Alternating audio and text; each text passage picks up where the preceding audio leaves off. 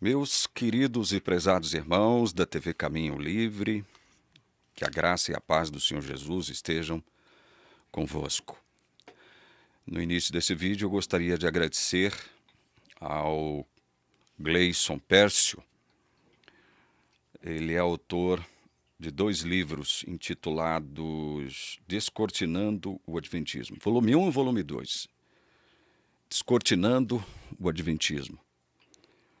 Eu confesso a vocês que quando o Gleison surgiu com seu canal no YouTube e divulgando o seu trabalho, eu pensei que se tratasse de alguém que simplesmente rompeu com a Igreja Adventista e decidiu, por N razões, criar aí um novo segmento religioso, uma nova denominação.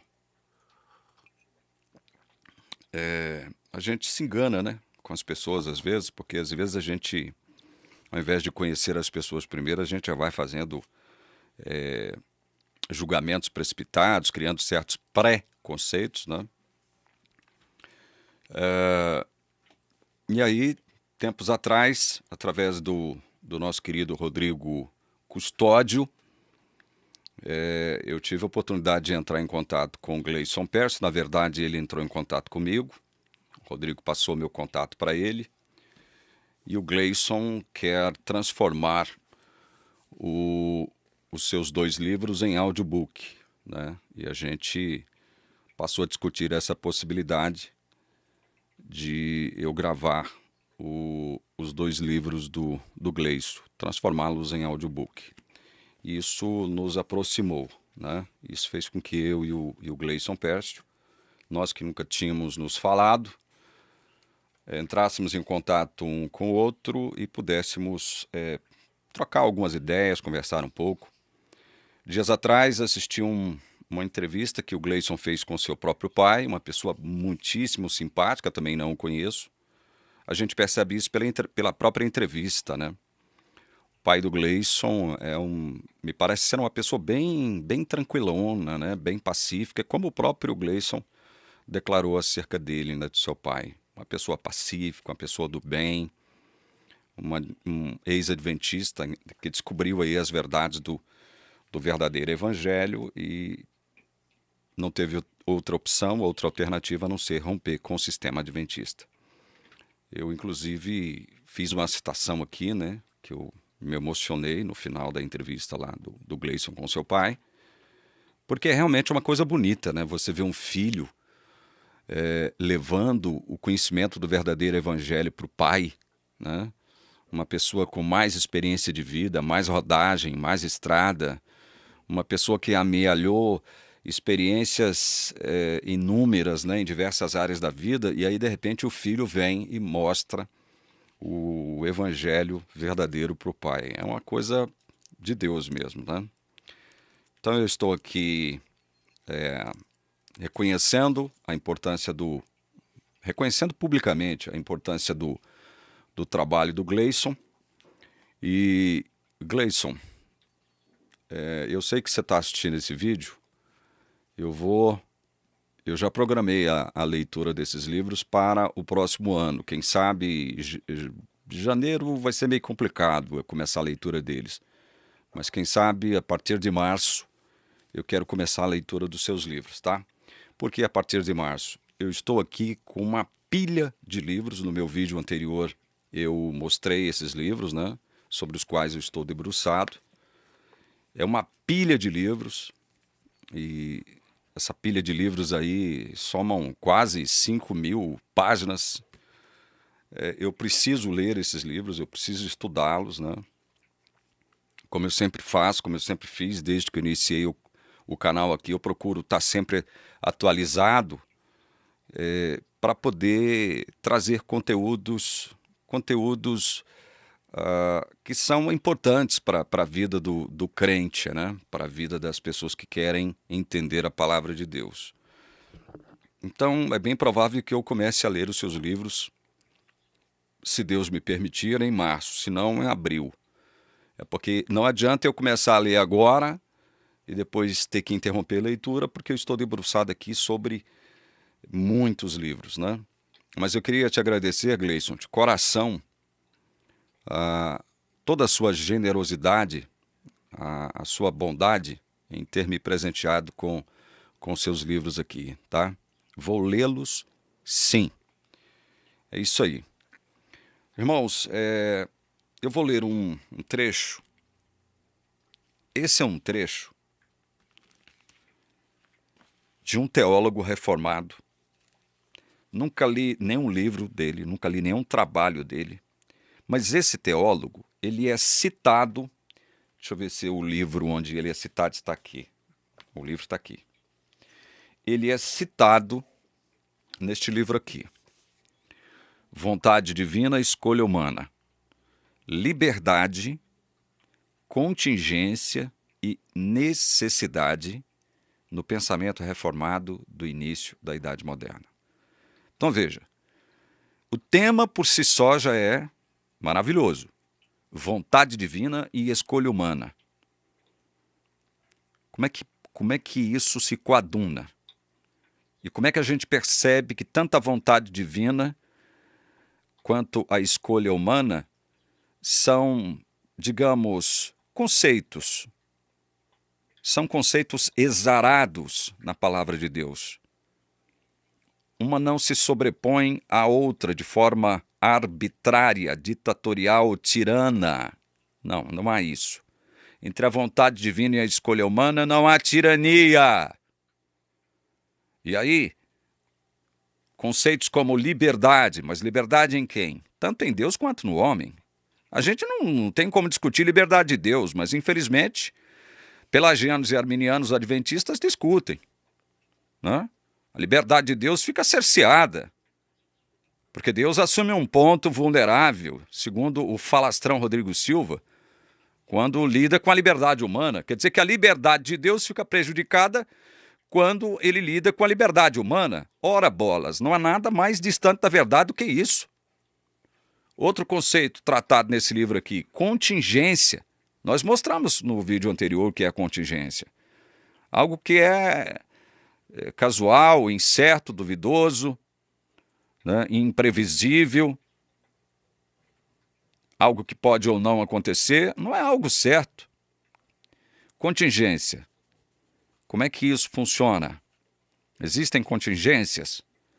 Necessidade. Né? Por exemplo, dá um exemplo para vocês da discussão desse tema, como é complexo e profundo a questão da necessidade. Houve a necessidade de Deus decretar permitir a existência do mal? Se não houve necessidade, por que o mal existe? E se houve necessidade, Deus é mau? Vocês estão entendendo a complexidade desses conceitos, quando a gente parte para analisá-los a fundo, de forma comprometida mesmo, especialmente levando em consideração a palavra de Deus. Nós não podemos tratar desses temas aqui como faz Rodrigo Silva, como faz Flávio Martinez, como faz Carlos Vailate. São os três patetas que tratam de forma irresponsável, inconsequente, rasa, pobre e medíocre. Quando eles falam desses temas aqui, eles são tolos, expõem, né? Revelam toda a sua tolice, toda a sua imbecilidade. Então é necessário a gente tratar de todos esses temas aqui com seriedade, abrindo a palavra de Deus e assumindo aquela atitude bereana para saber o seguinte: é assim mesmo? É assim mesmo que, como os pelagianos e arminianos wesleyanos adventistas dizem, ou a Bíblia trata desses assuntos de outro modo? Então eu vou ler um pensamento de um teólogo que foi citado, um teólogo reformado que foi citado nesse livro aqui, tá bom? Vamos lá. Deixa eu ver se eu marquei a página corretamente aqui. É só para uma questão de fontes, de dar créditos devidos às fontes. Não marquei. Deixa eu ver aqui. Mas o pensamento está aqui, tá? Eu vou ver se eu estou tentando lembrar a página aqui.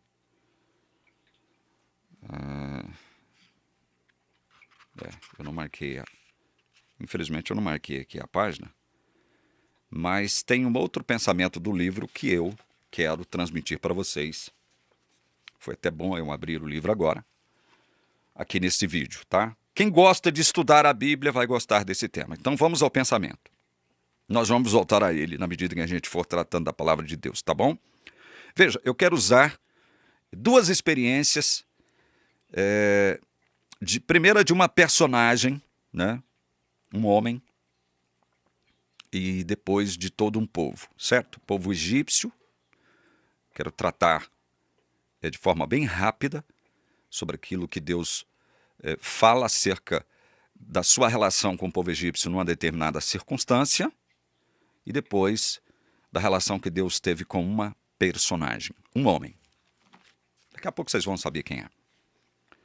Vamos lá, eu vou divulgar aqui o pensamento do teólogo reformado. Abre aspas para Langston. Se Deus sabe qual possível pessoa ele torna atual, como é exigido por sua onisciência, ele tem de desejar a existência tanto da pessoa quanto das ações que a pessoa atualizará. Dessa maneira, incluindo na vontade divina todas as ações livres das criaturas. Fecha aspas. Viram? Deus sabe qual possível pessoa ele torna atual. Por que ele sabe? Porque ele é onisciente. Onisciência é um atributo que pertence à essência de Deus, ao ser de Deus. Ele é onisciente. Então, ele sabe qual possível pessoa ele torna atual. Sabe ou não sabe? A não ser que você seja adepto do teísmo aberto, aquela orientação teológica que não admite a onisciência de Deus, né? Você tem que aceitar que a onisciência de Deus é um fato exarado nas Escrituras Sagradas. Então, se Deus sabe qual possível pessoa ele torna atual, como é exigido por sua onisciência, ele tem de desejar, olha só, a existência tanto da pessoa quanto das ações que a pessoa atualizará, gente. Das ações que ela praticará. Dessa maneira, incluindo na vontade divina todas as ações livres das criaturas. E nós temos então aqui soberania de Deus como autor da vida, senhor da vida, trazendo uma pessoa à existência. Ao mesmo tempo em que ele, onisciente que é, ele sabe que ao trazer tal pessoa à existência, ele está desejando não só trazer a pessoa à existência, expressando sua vontade soberana de trazer sua pessoa à existência, bem como as ações que essa pessoa praticará em toda a sua existência. Então, as ações que dessa pessoa que Deus está trazendo à existência são partes da vontade de Deus para esta pessoa. Mas as ações que essa pessoa praticará não serão ações provenientes de uma coação divina, mas provenientes do seu próprio ser, da sua liberdade de agência. Vocês estão entendendo? Esse é o sentido do que eu li aqui agora no texto, a respeito desse teólogo, um texto produzido por esse teólogo reformado. Vocês estão entendendo? Vamos utilizar um exemplo mais próximo aqui, e que, no entanto, quando a gente abre essa discussão aqui, muita gente se espanta, pensando que a gente está atribuindo mal a Deus. Vocês são...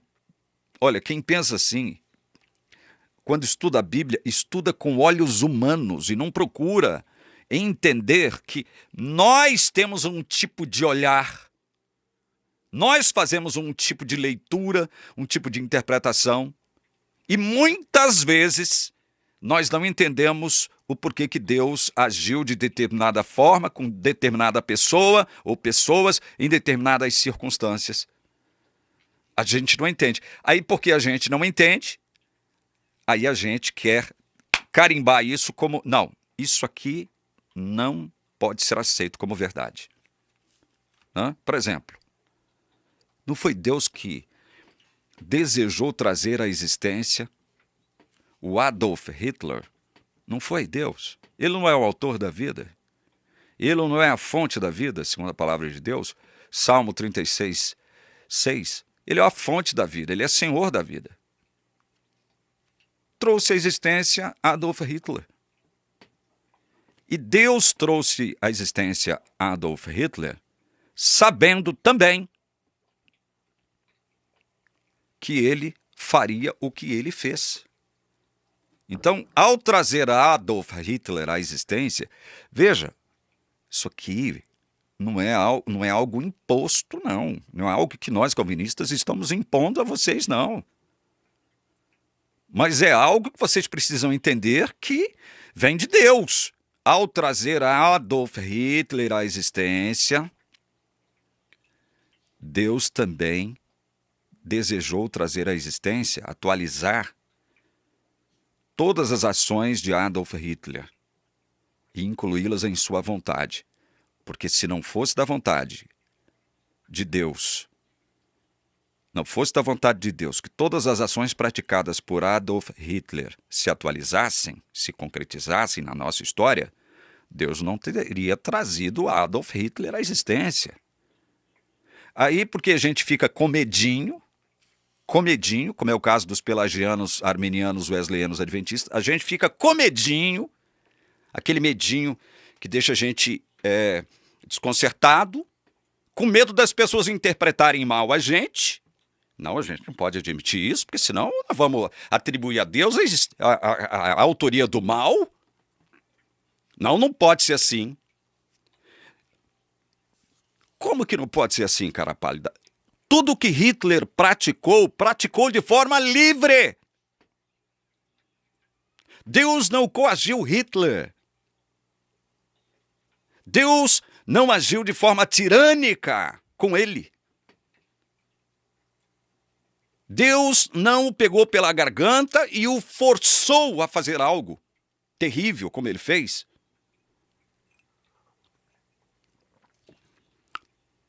No entanto, foi Deus que o trouxe à existência. Ou vocês querem negar isso? Vocês querem negar esse fato de que foi Deus que trouxe o Adolf Hitler à existência?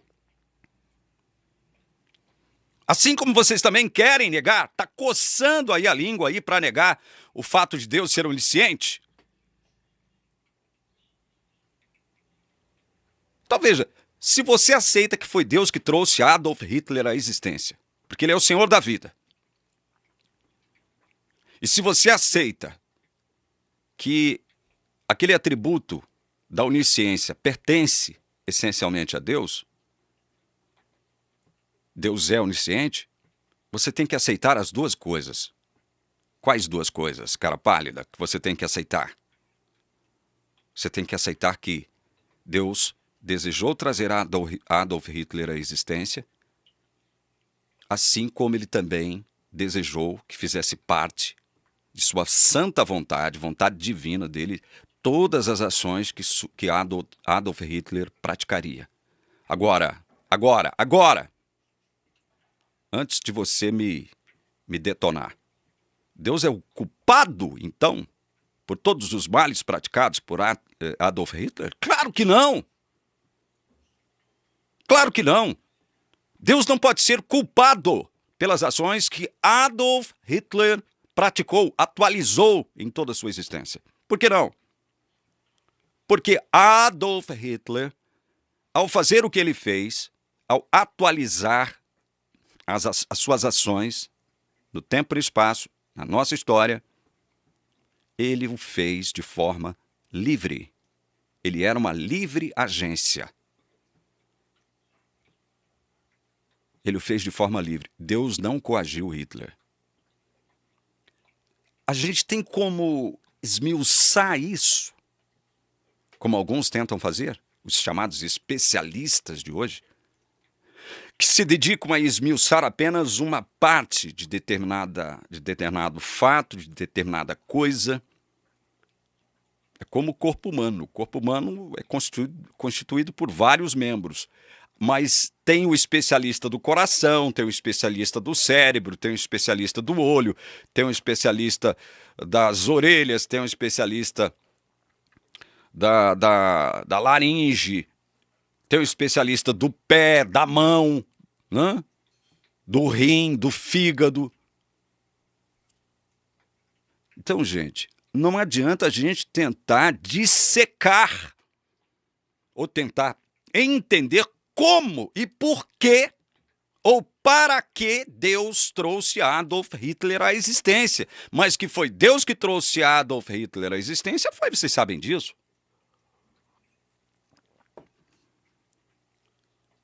Deus é a causa primeira de todas as coisas, ou seja, causa primária.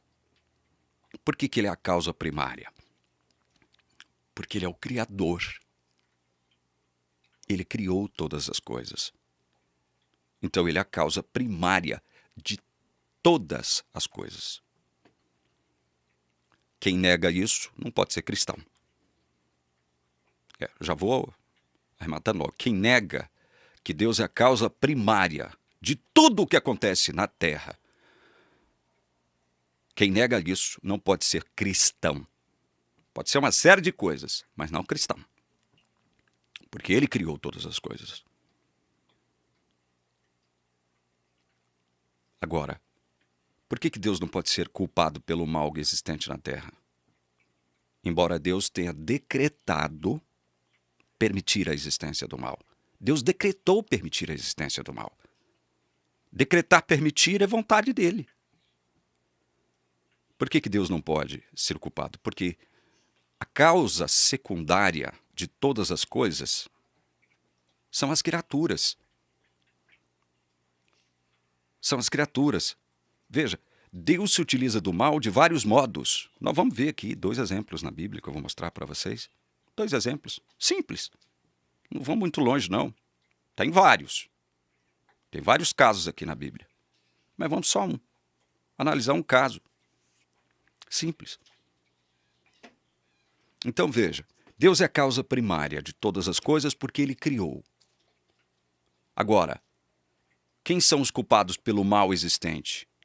As suas criaturas, como causas secundárias. Causas secundárias. Deus se utiliza de causas secundárias para fazer cumprir o seu propósito, que muitas vezes escapa ao nosso entendimento, à nossa compreensão finita e limitada. Vamos, então, utilizar de 2 pequenos exemplos aqui. Vamos abrir primeiro em Jó. Eu não vou me delongar sobre isso aqui não, porque eu sei que vocês conhecem a história de Jó, mas vamos raciocinar de acordo com o texto bíblico. Vamos lá, então. Jó, capítulo 1. Vocês sabem quem é Jó, não preciso entrar em detalhes. A partir do verso 6, num dia em que os filhos de Deus vieram apresentar-se diante do Senhor, veio também Satanás entre eles. Então o Senhor perguntou a Satanás: de onde você vem? Satanás respondeu ao Senhor: de rodear a terra e passear por ela. E o Senhor disse a Satanás: você reparou no meu servo Jó? Não há ninguém como ele na terra. Ele é um homem íntegro e reto, que teme a Deus e se desvia do mal. Então Satanás respondeu ao Senhor: será que é sem motivo que Jó teme a Deus? Não é verdade que tu mesmo puseste uma cerca ao redor dele, da sua casa e de tudo que ele tem? Abençoaste a obra de suas mãos e os seus bens se multiplicaram na terra. Mas estende a tua mão e toca em tudo que ele tem, para ver se ele não blasfema contra ti na tua face. Então o Senhor disse a Satanás: você pode fazer o que quiser com tudo o que ele tem. Só não estenda a mão contra ele. Então Satanás saiu da presença do Senhor. Olha só o relato, a partir do verso 13. Um dia, quando os filhos e as filhas de Jó comiam e bebiam vinho na casa do irmão mais velho, veio um mensageiro a Jó e lhe disse: os bois estavam lavrando e as jumentas estavam pastando junto a eles. De repente, os sabeus atacaram e levaram tudo. Mataram os servos a fio da espada. Só eu consegui escapar para trazer a notícia. Enquanto este ainda falava, veio outro mensageiro e disse: fogo de Deus caiu do céu e queimou as ovelhas e os servos, destruindo todos eles. Só eu consegui escapar para trazer a notícia. Enquanto este ainda falava, veio outro mensageiro e disse: Os caldeus se dividiram em 3 bandos, atacaram os camelos e os levaram embora. Mataram os servos ao fio da espada. Só eu consegui escapar para trazer a notícia. Também este ainda falava quando veio outro e disse: os seus filhos e as suas filhas estavam comendo e bebendo vinho na casa do irmão mais velho. De repente, eis que se levantou um vento muito forte do lado do deserto e bateu contra os 4 cantos da casa. Ela caiu sobre os jovens e eles morreram. Só eu consegui escapar para trazer a notícia. Então Jó se levantou, rasgou o seu manto, rapou a cabeça, prostrou-se em terra e adorou e disse: preste atenção nisso aqui, meus irmãos. Nu saí do ventre de minha mãe e nu voltarei. O Senhor o deu e o Senhor o tomou. Bendito seja o nome do Senhor. Em tudo isto, Jó não pecou, nem atribuiu a Deus falta alguma. Prestem atenção nisso, nesse primeiro relato de Jó, aqui no capítulo 1. Vejam, primeiro de tudo, vocês têm que entender o seguinte: quem foi que iniciou esse diálogo, essa conversa? Quem foi que iniciou? Quem deu início a esse papo entre Deus e Satanás? Quem foi? O próprio Deus. Foi o próprio Deus que tomou a iniciativa de chamar a atenção de Satanás para Jó, seu servo. E Deus tomou essa atitude de iniciar esse diálogo com Satanás justamente porque também sabia que através disso ele provaria Jó, a fé de Jó, e mostraria o porquê que Jó não era igual a todas as pessoas da terra. Porque ele era servo do Deus Todo-Poderoso. Então veja, Satanás pede permissão. Eu não vou entrar nos detalhes aqui, porque vocês ouviram o texto. Vocês já conhecem esse texto, corte e salteado. Satanás pediu permissão para tocar em tudo que Jó possuía. Bens e o que é mais precioso aos olhos de um homem, seus filhos, né? Morreram todos os filhos. Jó perdeu tudo. Aí, o que foi utilizado por Satanás para produzir tantas perdas na vida de Jó? Veja, Deus causa a primeira. Por que Deus causa a primeira dos males de Jó? Porque foi ele que iniciou o debate. Antes de iniciar o debate, ele criou Jó. Ao criar Jó, Deus já sabia que isso aqui iria acontecer. Mais cedo ou mais tarde, num determinado tempo estabelecido por ele mesmo, Deus. Então, como causa primeira de tudo isso que aconteceu na vida de Jó, nós temos quem? Deus! Quem nega isso, está negando a palavra do próprio Deus.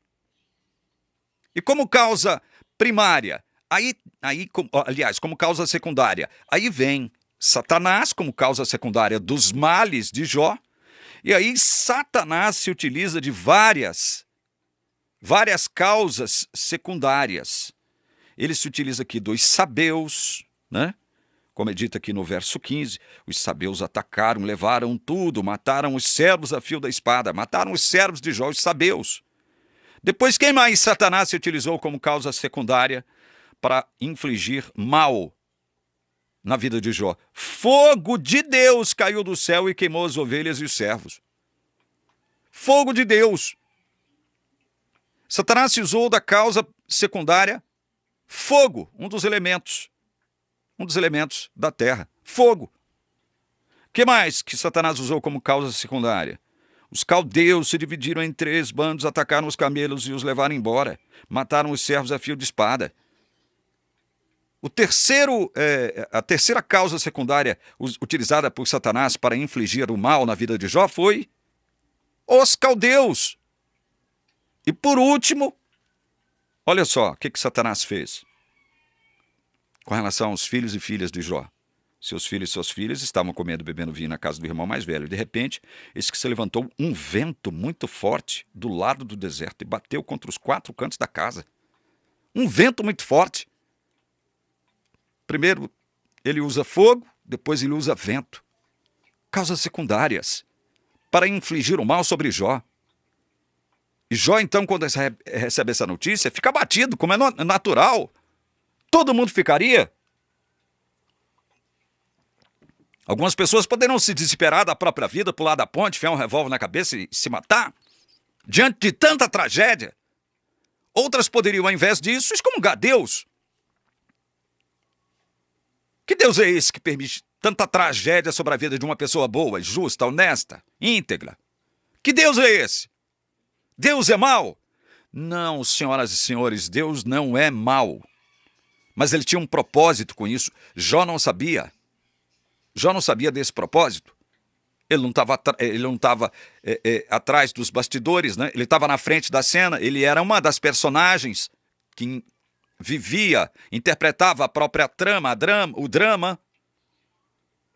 Ele não sabia do que se tratava. No entanto, ao invés de se desesperar e tirar a própria vida, ao invés de amaldiçoar o Deus de Israel, o Deus em quem ele cria, nessa época da vida de Jó não havia Israel ainda, mas o Deus Criador, o Todo-Poderoso, o Senhor da vida, ao invés de amaldiçoá-lo, o que ele diz? Nu saí do ventre de minha mãe e nu voltarei. O Senhor o deu, o Senhor o tomou. Bendito seja o nome do Senhor.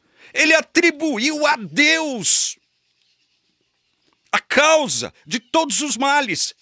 E quando ele faz isso, ele não está errado, porque a causa primária foi Deus. Agora, Deus não pode ser culpado. Por que Deus não pode ser culpado? Porque ele se utilizou de causas secundárias para fazer isso. E outra, tudo isso tinha um propósito. Hoje nós sabemos qual é o propósito, porque nós estamos lendo a história. Nós sabemos o que aconteceu. E numa segunda reunião, vocês sabem, aqui no capítulo 2, eu não vou ler para a gente ganhar tempo. E numa segunda circunstância, lá vem Satanás de novo, depois de ver a reação de Jó, atribuir a Deus tudo que aconteceu com ele de forma decididamente, obediente, uma pessoa de Deus mesmo. Olha, eu vim a essa terra nu, vou voltar nu. Deus me deu, ele tem toda a autoridade de tomar, porque pertence a ele, tudo pertence a ele. O que eu vou fazer? E aí nós temos uma outra circunstância, onde Deus, veja, de novo, Satanás fica caladinho ao ouvir isso aqui. Satanás fica calado. E assustado, evidentemente, com a atitude de Jó. Mas aí, de novo, Deus toma a atitude de procurar Satanás e dialogar com ele. De novo, está aqui, tudo isso aqui não vamos ler para ganhar tempo. Capítulo 2, a partir do verso 3. E aí, Satanás, você reparou no meu servo Jó? Não há ninguém como ele na terra, homem íntegro, reto, que teme a Deus, se desvia do mal. Ele ainda conserva a sua integridade, embora você me incitasse contra ele para destruí-lo sem motivo. Para destruí-lo sem motivo.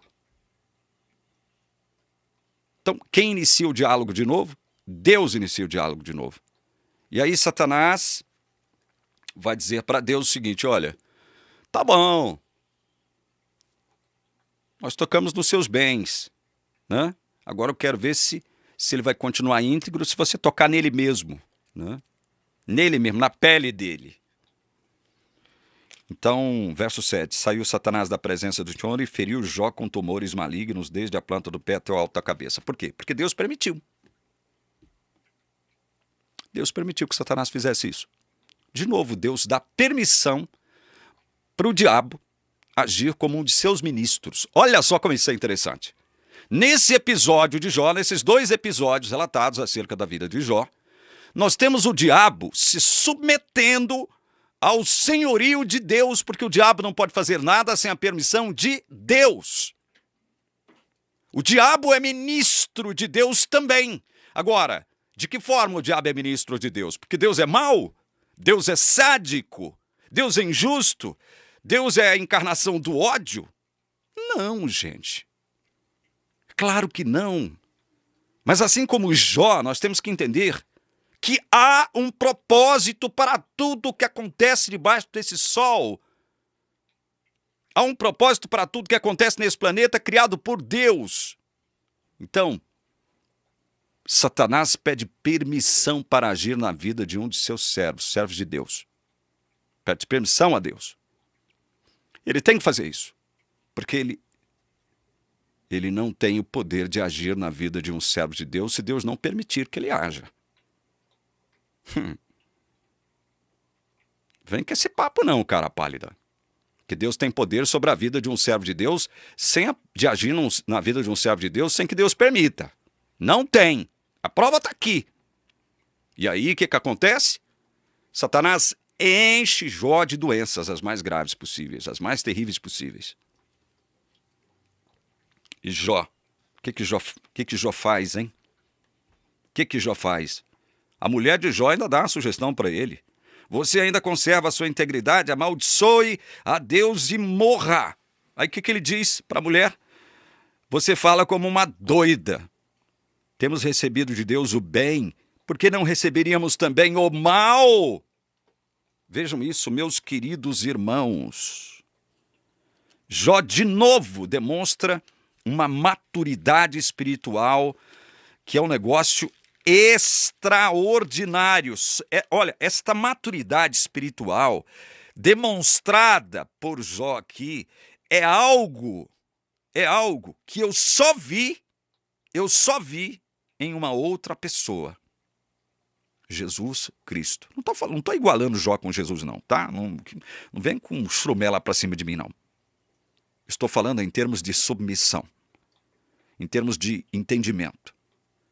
Não estou comparando Jó com Jesus.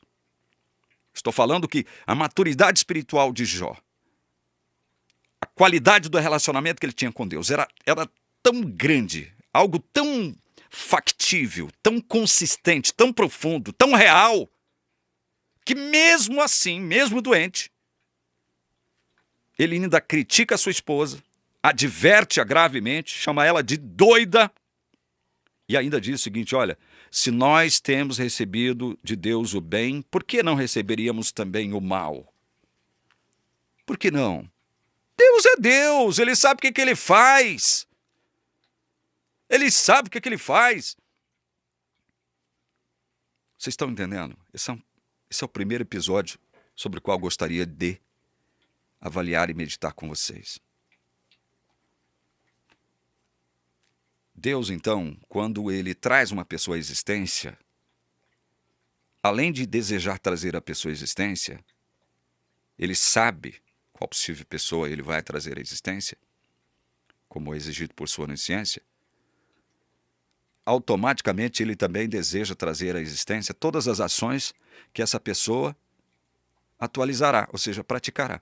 É vontade dele também que as ações dessa pessoa se atualizem. Vontade divina que essas ações se atualizem. Mas de forma o quê? Livre, sem coação. Sem coação.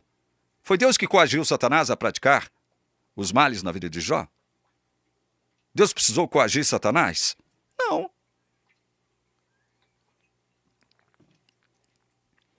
Não precisou.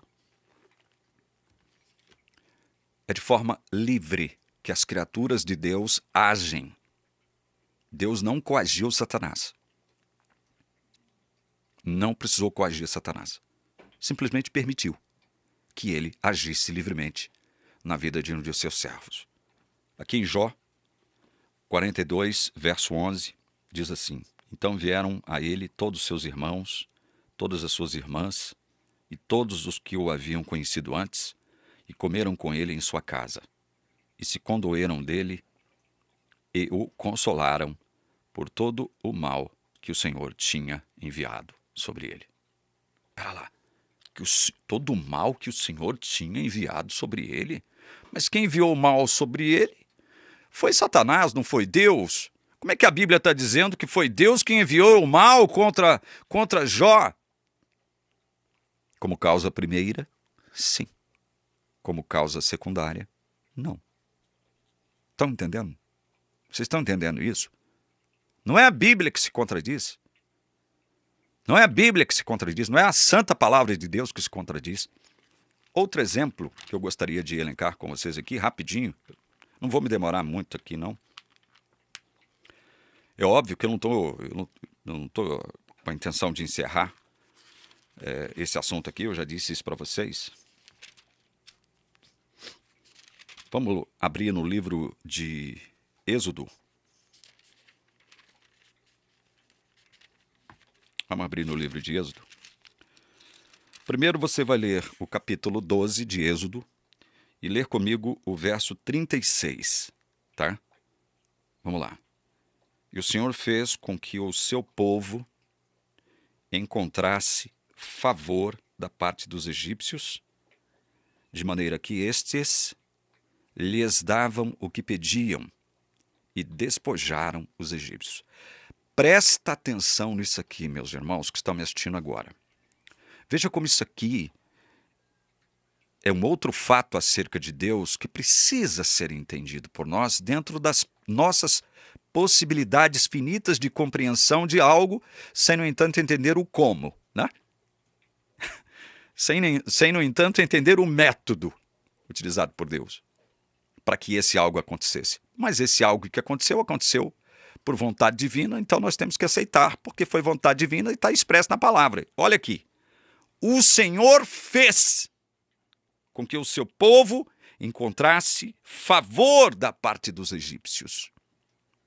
Por que Deus teve que fazer com que o povo de Israel encontrasse favor da parte dos egípcios?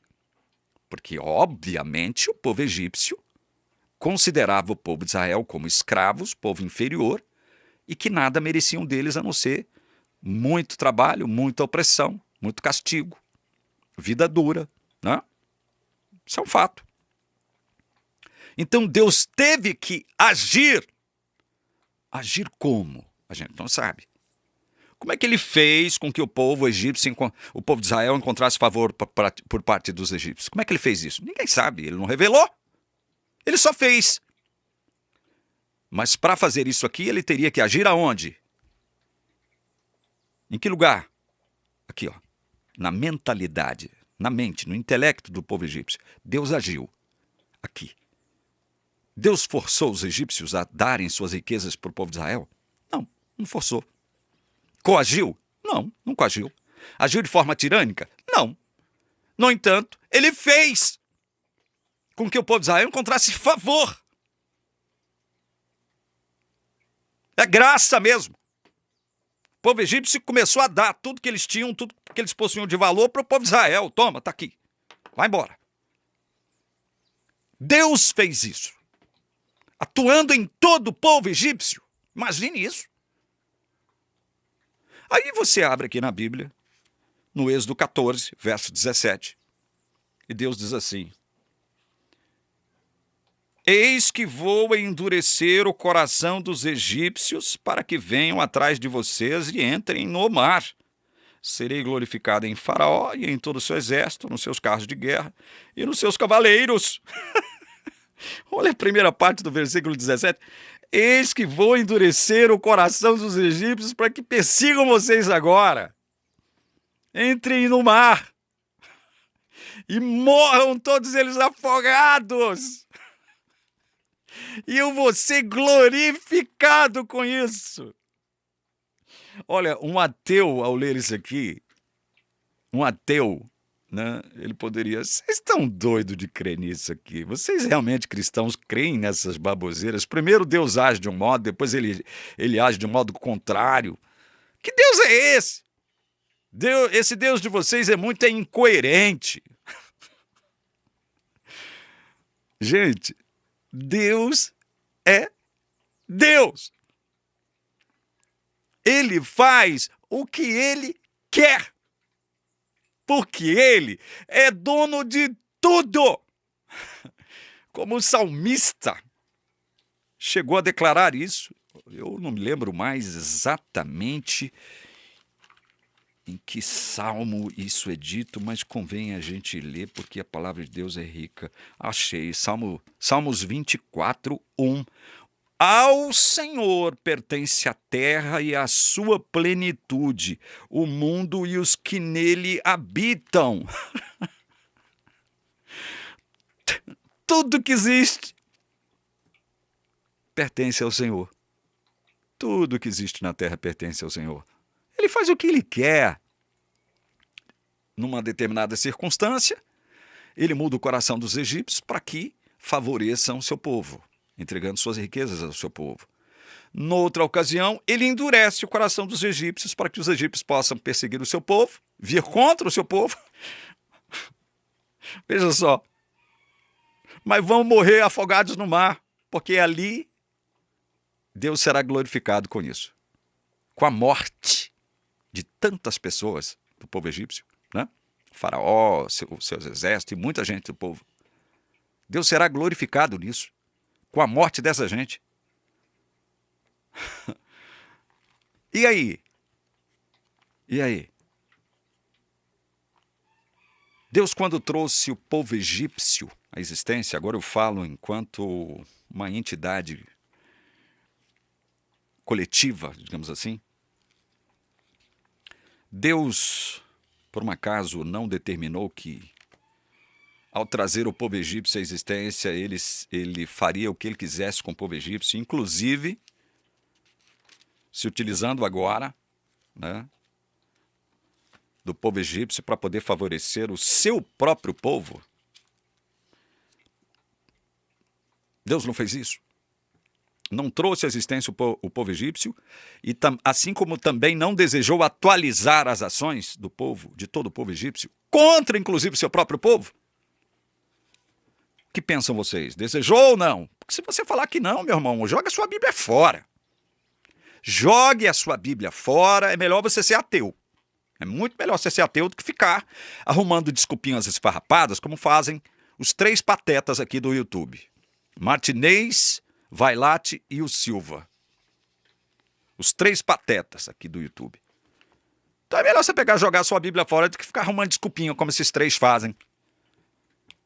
E o que é pior, aí depois vem acusar nós. Não, vocês é que não são bíblicos, vocês é que não estudam a Bíblia, vocês não conhecem o Evangelho, não sabem o que é Evangelho, vocês atribuem a Deus maldade, né? Para vocês Deus é o autor do mal. Se eu for acreditar no que vocês dizem, eu tenho que acreditar que Deus é o autor do mal, Deus tem que ser responsabilizado, não sei o quê, não sei o quê, não sei o quê, não sei o quê. Bom, eu mostrei para vocês, quero ler só mais um texto, o último. Salmos 105. Verso 43, é o último texto que a gente vai ler. Ele conduziu o seu povo com alegria e com júbilo os seus escolhidos. Deixa eu ver aqui se é esse verso que eu queria ler. Ah, não é esse verso não, perdão. Mas o verso é lindo, né? Verso 25 do Salmos 105. Olha aqui, Salmo 105, 25. Mudou o coração dos egípcios para que odiassem o seu povo e usassem de astúcia para com os seus servos. Mudou o coração dos egípcios. Quando Deus fez isso, ele coagiu, agiu de forma tirânica. Deus, ao fazer isso aqui, ele, porventura, não estaria... como que diz o falastrão lá, gente? Duelando contra si mesmo. Duelando contra... Deus não duela contra o seu caráter. Deus não duela consigo mesmo. Vejam como esse Rodrigo Silva é falastrão. Esse cara é uma piada, ele é patético. Deus mudou o coração dos egípcios para agir de uma determinada forma para com seu povo. Veja, e o sentido aqui é negativo. Para que usassem de astúcia para com seus servos. Deus teve que mudar o coração dos egípcios. Deus é mau? Quando Deus trouxe à existência o povo egípcio, também não desejou trazer à existência tudo que os egípcios atualizariam em termos de práticas, inclusive idólatras. Ou vocês vão alegar isso? Então somos nós calvinistas Nós, calvinistas, que não consideramos a Bíblia, que distorcemos os textos, somos nós. Somos nós. Eu vou ler de novo o pensamento. O primeiro pensamento aqui do Langston, que eu lembrei, está na página 159 daquele livro, Vontade Divina e Escolha Humana. Se Deus sabe qual possível pessoa ele torna atual, como é exigido por sua onisciência, ele tem de desejar a existência tanto da pessoa quanto das ações que a pessoa atualizará. Dessa maneira, incluindo na vontade divina todas as ações livres das criaturas. Os egípcios fizeram o que fizeram com o povo de Israel, tanto bem quanto mal, mais mal do que o bem, por livre e espontânea vontade. Deus não precisou coagi-los. Deus não precisou coagi-los. No entanto, a Bíblia diz que Deus teve que atuar. Isso é contradição? É contraditório isso aqui? O que eu estou lendo, comparando com a Bíblia? Não, não é contraditório. Não é contraditório. Deus deseja uma coisa e deseja outra ao mesmo tempo. Trazer a pessoa à existência, assim como trazer à existência também todas as suas ações livres. Livres. Deus não precisa coagir. O que Deus faz é algo chamado pré-moção. Ele influencia o coração das pessoas, como a própria Bíblia, aqui no Salmo 125, está dizendo com relação ao povo egípcio. Mudou o coração. Depois nós vamos trazer mais alguns exemplos disso que nós estamos tratando nesse vídeo. Gostaria de ler para encerrar mais um pensamento contido aqui no livro Vontade Divina e Escolha Humana. É um pensamento de Tomás de Aquino, que eu achei muitíssimo interessante e que se aplica a esses casos tratados aqui. A onipotência absoluta de Deus opera contra toda gama de possibilidades lógicas. Vejam isso, que Tomás de Aquino está declarando. A onipotência absoluta de Deus opera contra toda gama de possibilidades lógicas e, portanto, a contingência, bem como certos tipos de necessidade, pertence à ordem criada. O que é a contingência? Algo casual, incerto, duvidoso, imprevisível. Isso é contingência. Fiz questão de anotar aqui o sentido de contingência, né? Quando eu estava analisando esse assunto no meu último vídeo. Perdi a minha anotação aqui, onde eu coloquei. Ah, tá aqui, achei. O que é contingente? Algo contingente que pertence à ordem criada. Ordem criada é a dimensão na qual nós estamos. O que ocorre por acaso ou por acidente, acidental, casual, que pode ou não ocorrer, incerto, duvidoso, evento natural ou humano, que se caracteriza por sua absoluta indeterminação e imprevisibilidade. Isso é contingente. E em Deus não há contingência. Ou dizendo de outra maneira, diz Aquino, continua Aquino. Aquino explica a necessidade e a contingência na ordem criada, tanto da perspectiva da atividade última de Deus como causa primeira, quanto da perspectiva da causalidade da ordem em si.